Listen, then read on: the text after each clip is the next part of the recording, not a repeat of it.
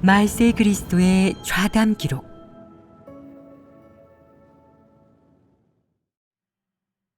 하나님께 순종하는 실행 원칙.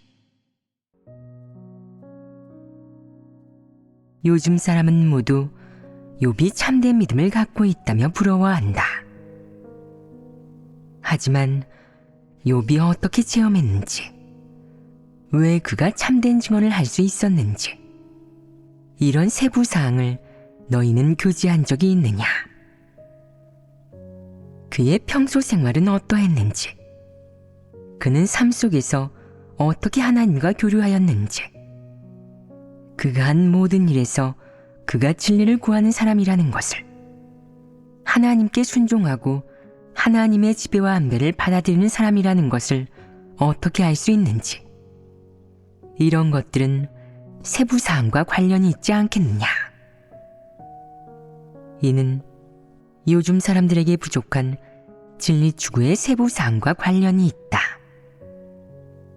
사람은 그저 주신 자도 여호와시오 취하신 자도 여호와시오니 여호와의 이름이 찬송을 받으실지니이다 라는 욥의 명언을 알고 외울 수는 있지만, 욥이 어떻게 이런 말을 할 수 있었는지에 대해서 아는 사람은 없다. 욥의 이 명언은 그냥 쉽게 나온 말이 아니라 그가 평생에 걸친 체험을 통해 얻은 것이다. 그는 평생에 걸친 체험을 통해 많은 일에서 하나님의 지배와 안배, 하나님의 행사를 보았다.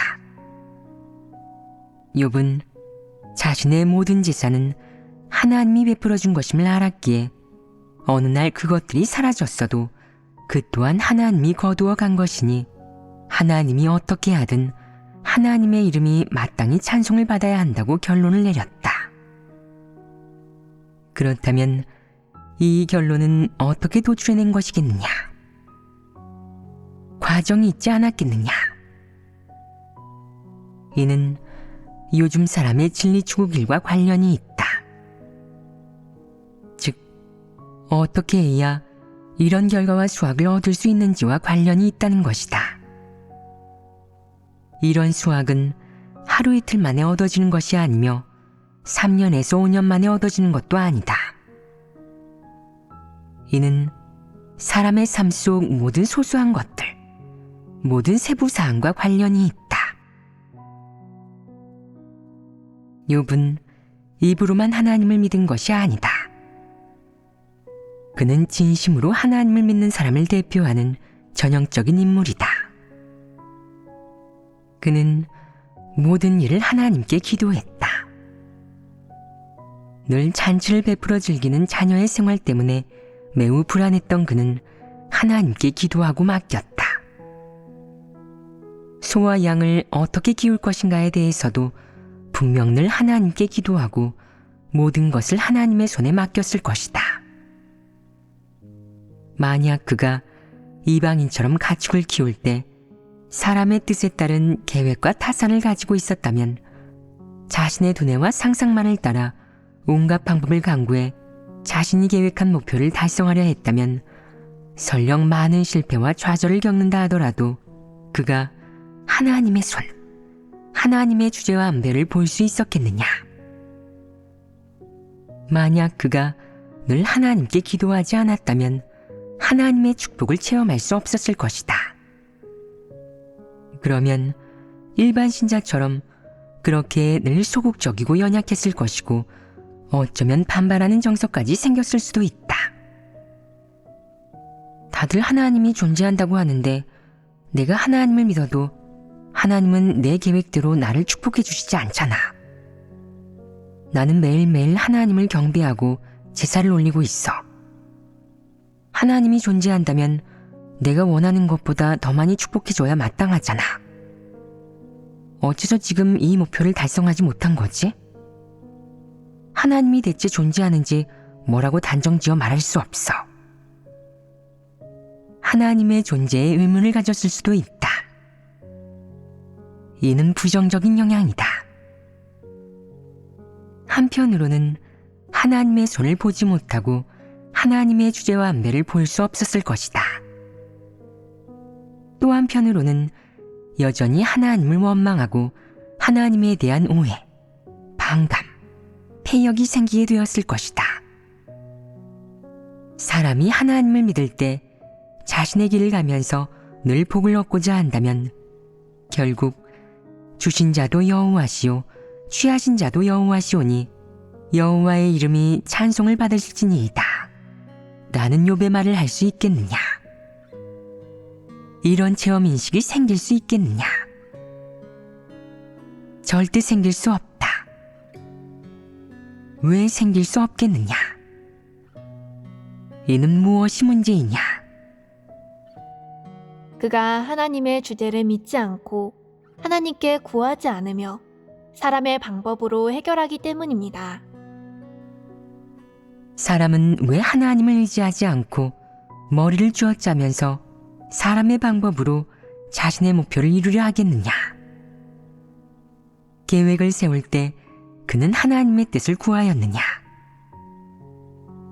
순종하는 태도로 저는 하나님께서 어떻게 행하실지 모르니 일단 이렇게 계획하고 타산하고 있습니다. 하지만 계획한 목표를 달성할 수 있을지는 모르겠습니다. 저는 그저 이렇게 계획했을 뿐입니다. 만약 달성할 수 있다면 이는 하나님의 축복이고 달성하지 못한다면 그것은 제가 눈이 먼 거고 저의 계획이 하나님의 뜻에 부합하지 않아서입니다. 라고 말하였느냐? 그가 이런 태도를 갖추었느냐? 그렇다면 사람의 그런 행동은 어떻게 생긴 것이냐? 이는 사람의 상상과 관념, 사람의 욕망, 하나님에 대한 사람의 무리한 요구로 폐괴의 성품에서 생겨난 것이다. 이것이 한 가지 측면이다. 또 다른 측면에서 그는 하나님께 순종하는 마음이 있었느냐? 없었습니다. 그가 하나님께 순종하는 마음이 없었다는 것을 어떻게 알 수 있느냐? 자신이 계획을 정하고 반드시 달성하려 했다는 점에서 알 수 있습니다. 이는 무슨 성품이냐? 이는 교만과 패역이다. 그는 하나님이 그를 축복할 것이라 믿었지만 자신의 욕망과 타산이 있을 때에는 하나님을 한쪽에 제쳐두었으니 이것이 바로 교만한 성품이다. 그가 하나님을 한쪽에 제쳐두었을 때 그에게 순종이 있었겠느냐? 없었다. 그의 마음속에는 하나님이 없었다. 그는 하나님이 어떻게 주재하고 안배하는지 전혀 고려하지 않았으며 그 일을 하나님이 어떻게 행할지는 더더욱 고려하지 않았다. 그는 이런 것들을 고려하지 않았다. 여기에서 무엇을 알 수 있느냐? 그는 전혀 구하지도 순종하지도 않았으며 하나님에 대한 경외심도 전혀 없었다. 그는 자신이 먼저 계획한 다음 계획대로 사람의 방법, 상상, 관념에 따라 행하고 노력했지 하나님의 뜻이 어떤 것인지는 전혀 고려하지 않았다. 가축을 기르는 일에서 사람은 최소한 마음속으로 진인사 대천명이란 것을 알아야 한다. 즉, 저는 제 책임을 다해 가축을 잘 먹이도록 하겠습니다. 영양을 충분히 공급하고 춥거나 배고프지 않게 하고 병에 걸리지 않게 하겠습니다. 내년에 가축이 새끼를 얼마나 낳을지는 하나님 손에 달려 있습니다. 저는 알지 못하고 요구하지 않으며 계획도 하지 않겠습니다. 이는 모두 하나님의 일입니다. 라는 것이다. 그가 사람의 관념과 상상대로 하기를 고집한다면 이는 하나님께 순종하는 태도이겠느냐? 이 두 방법 중 어느 것이 사람의 뜻에서 나온 것이며 어느 것이 하나님께 순종하는 것이겠느냐? 첫 번째 방법이 사람의 뜻에서 나온 것으로 불신파의 방법입니다. 두 번째 방법은 진심으로 하나님을 믿고 진리를 구하는 사람의 방법입니다. 똑같이 하나님을 믿고 똑같은 일을 하는데 일을 하는 출발점, 근원, 목표, 원칙이 다 다르다. 이를 통해 사람이 어떤 길을 걷는지 알 수 있다. 차이가 있지 않겠느냐? 본질이 이방인인 불신파가 일을 하는 근원과 목표는 무엇이겠느냐? 전부 자신의 이익을 위한 것으로 이익을 최우선으로 하기 때문에 그는 모두 자신의 뜻에 따라 일을 한다. 왜 자신의 뜻에 따른다고 말하겠느냐? 그는 심사숙고해 완전하게 계획을 세우며 의도와 목적을 가지고 있어 충동적이거나 맹목적으로 일을 하지 않는다. 그는 하나님의 뜻은 고려하지 않고 완전히 자신의 규정대로 일을 한다. 다른 사람이 아이디어를 주는 것도 아니고 또한 그에게 그렇게 하라고 핍박하는 것도 아니다. 바로 자신이 확정한 자신의 계획에 따라 일을 한다. 그래서 그가 그렇게 하는 것이 바로 자신의 뜻을 따르는 것이다. 그런 다음 그는 자신의 계획에 따라 자신의 욕망을 충족시키기 위해 자기가 계획한 목표를 이루기 위해 머리를 쥐어짜고 어떤 대가도 기꺼이 치르면서 그 일을 한다. 이때 막연하게 나는 하나님을 믿으니 하나님께서 분명히 나를 축복해 주실 거야 라고 생각한다. 부끄럽지도 않으냐? 내가 뭐라고 하나님의 축복을 바라느냐? 하나님이 축복해 줄지 내가 어찌하느냐? 하나님이 일을 할 때 내가 규정한 대로 하나님이 성취해 주는 것이더냐? 이는 비이성적인 생각 아니겠느냐? 내가 하나님이 반드시 너를 축복할 거라고 믿는다고 해서 이것이 내가 하나님의 주제와 안배에 순종했다는 것과 같은 것이겠느냐? 같지 않습니다. 하지만 많은 사람들이 이를 혼동한다.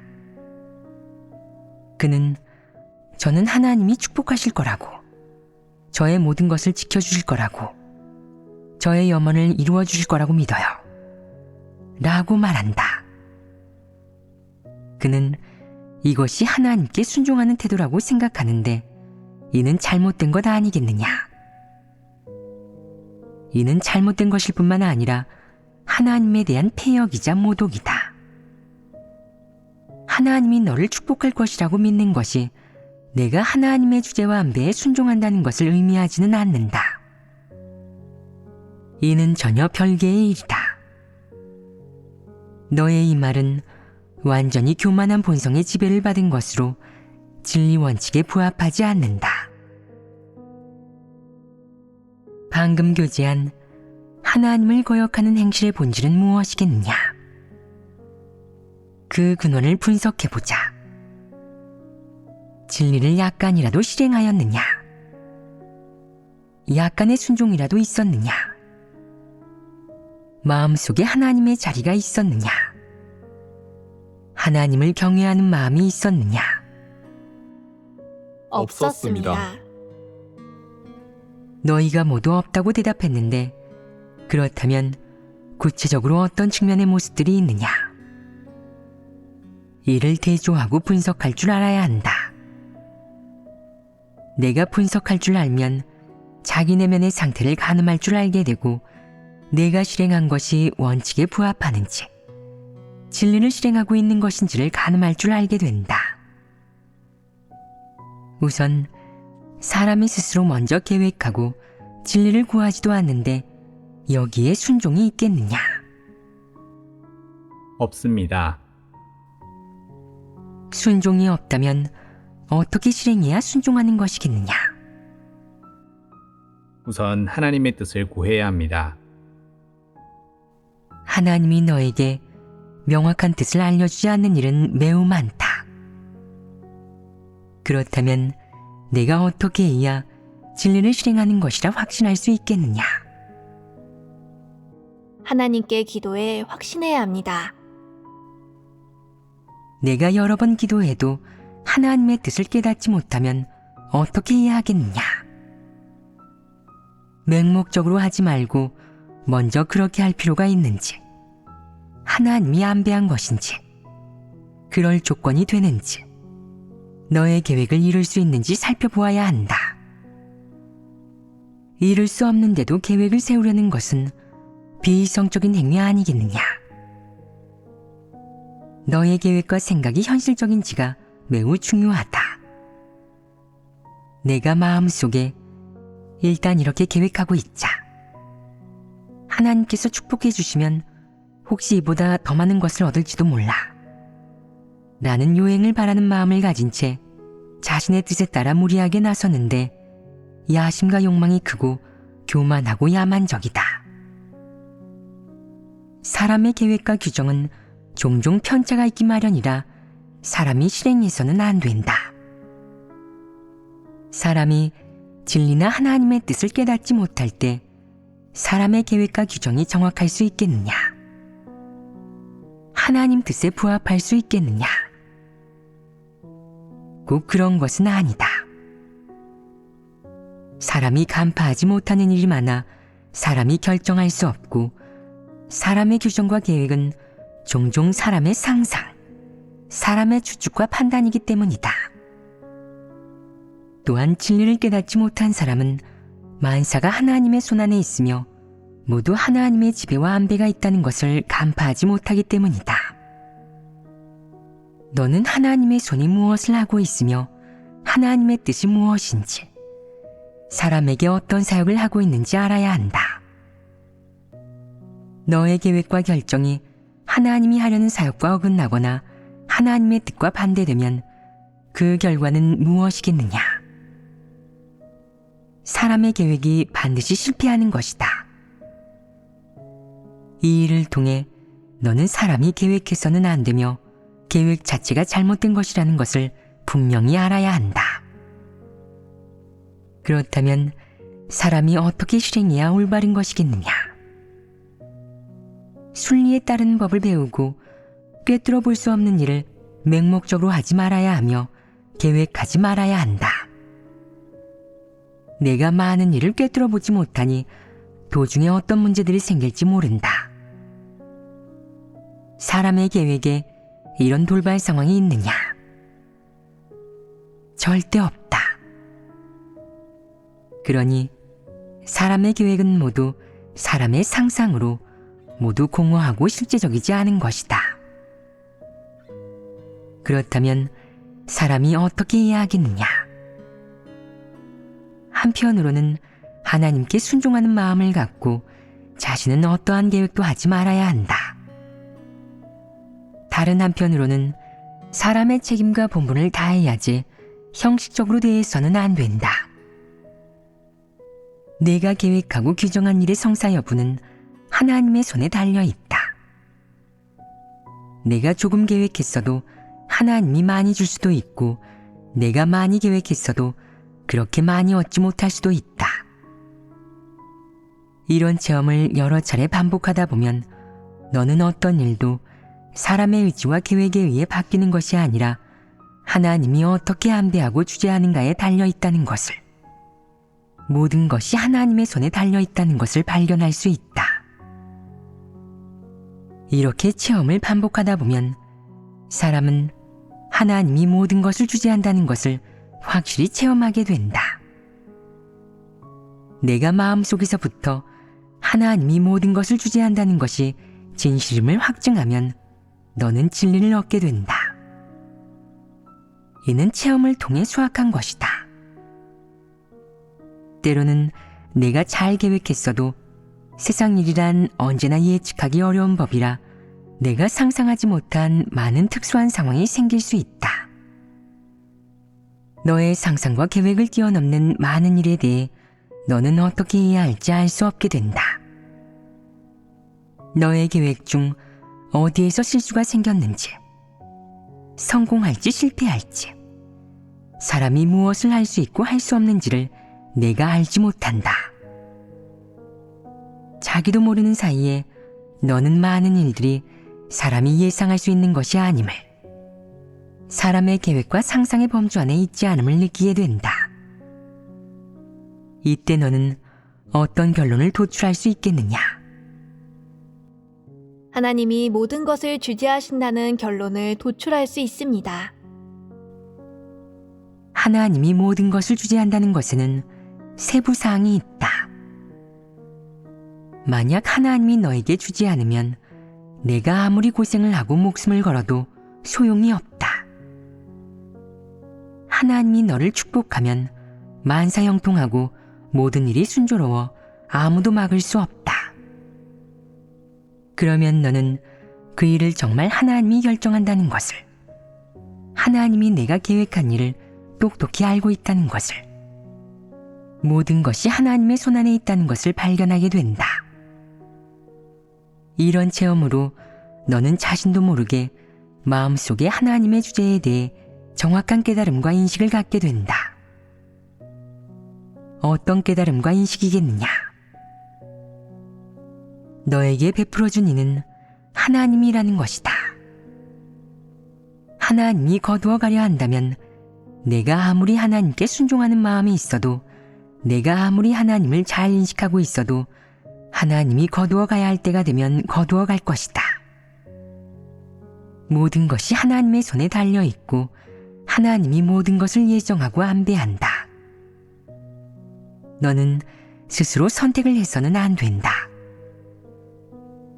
이때 너의 계획, 타산, 내 개인의 목표가 내 마음 속에서 여전히 주도적 지위를 차지하겠느냐?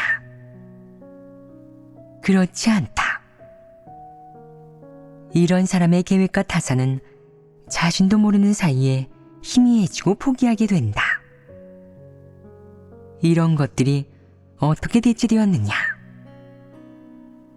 내가 하나님의 주제를 체험했으니 이는 내가 하나님의 주제를 본 것이나 마찬가지이다. 비록 하나님이 왜 그런 것들을 거두어 가는지 너에게 말하지는 않았지만 너는 자신도 모르는 사이에 체득하게 된다. 하나님이 너에게 어떤 것을 베풀어 주거나 많은 재산으로 너를 축복할 때도 하나님은 왜 너를 축복하는지 너에게 알려주지 않지만 너는 마음속으로 그것은 사람이 벌어서 되는 것이 아니라 하나님의 축복임을 의식하고 느낀다. 그러다가 어느 날 일부를 거두어 가면 그것이 하나님에게서 비롯된 것임을 내 마음속으로 분명히 느끼게 된다. 내가 이 모든 것을 분명히 느끼게 되었을 때 내가 걷는 걸음 하나하나, 사는 하루하루, 살아가는 모든 세월이 모두 하나님이 인도하고 있음을 느끼지 않겠느냐? 하나님의 인도와 함께 너는 자신도 모르게 하나님과 얼굴을 마주하고 있음을 느끼게 된다. 하나님과 매일 교류하니 매일 새로운 것을 인식하게 되고 매년 큰 수확을 얻게 되어 너는 자신도 모르는 사이에 하나님의 주제와 안배를 점점 더 깊이 체험하게 된다.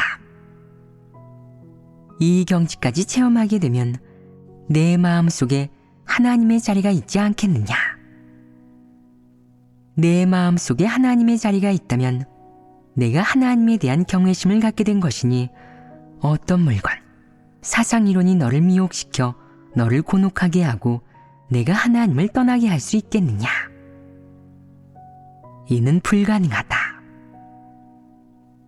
하나님에 대한 참된 인식이 있고 진리가 마음에 뿌리 내려야 하나님이 영원히 내 마음에 거할 수 있다. 만약 내 마음 속에 진리가 뿌리를 내리지 못하면 하나님이 내 마음 속에 오랫동안 있을 수 있겠느냐? 절대 불가능하다. 이는 너의 마음이 수시로 하나님에게서 멀리 떠나고 하나님을 배반할 수 있기 때문이다. 만약 사람이 늘 자신의 상상과 관념 또는 계획, 타산, 욕망에 주도되어 자신이 삶을 이끌어 간다면 하나님을 이 정도까지 인식할 수 있겠느냐?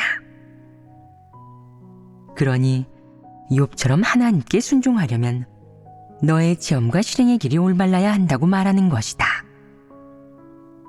실행길에 편차가 있다면 아무리 너의 믿음이 깊고 의지가 굳건하고 염원이 절실해도 소용이 없다. 살아가는 동안 많은 일에서 사람의 실행 방법은 다 편차가 있다. 겉으로 보기에는 고통을 잘 참고 대가도 잘 치르며 의지도 매우 굳세 마음이 불같은 사람이 왜 체험을 반복하면서도 결국은 하나님의 주제와 안배에 대한 체험적 인식을 얻지 못하는 것이겠느냐?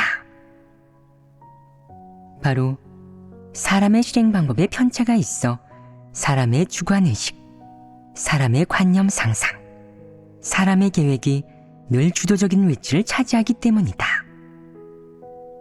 이런 것들이 주도적인 위치를 차지하면 하나님은 사람에게 모습을 감춘다.